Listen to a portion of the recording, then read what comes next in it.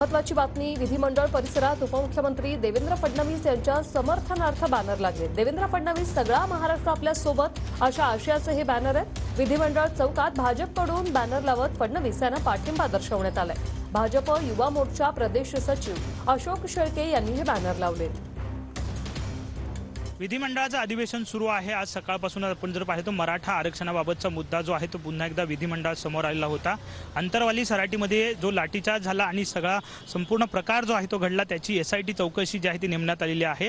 आणि मनोज जरांगे पाटील आणि गृहमंत्री फडणवीस यांच्यावरती मोठे गंभीर आरोप केले होते आणि त्यानंतर भाजप आणि सत्ताधारी आमदार आक्रमक झाले होते।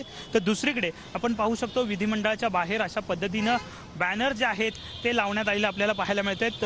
जनतेच्या पाठीशी नेतृत्व जे आहे असं खंबीर नेतृत्व अशा आशयाचे बॅनर आहेत आणि सगळा महाराष्ट्र जो आहे तो फडणवीसांसोबत आहे अशा आशयाचे बॅनर युवा मोर्चाच्या वतीनं या ठिकाणी विधिमंडळाच्या बाहेर आपल्याला लावलेले पाहायला मिळत आहेत। कुठेतरी विधानसभेच्या आतमध्ये आपण जर पाहिलं तर दिवसभर हा विषय जो आहे तो भाजपच्या वतीने लावून धरलेला होता आणि या संपूर्ण प्रकरणाची चौकशी व्हावी अशी भाजपची आमदारांची मागणी होती आणि त्यानंतर विधानसभा अध्यक्षांनी सरकारने याबाबत चौकशी करावी असे आदेश दिले। तर दुसरीकडे विधान भवनाबाहेर आपण पाहू शकतो अशा पद्धतीने फडणवीसांचे पोस्टर जे आहेत युवक मोर्चाचे सचिव अशोक शेळके यांनी लावलेले आपल्याला पाहायला मिळतात आणि राज्यातली जनता सोबत आहे अशा आशयाचे पोस्टर जे आहेत ते लावलेले आपल्याला पाहायला मिळतात। कॅमेरामॅन रोहन पवारसह विनायक डावरुंग, TV9 मराठी, मुंबई।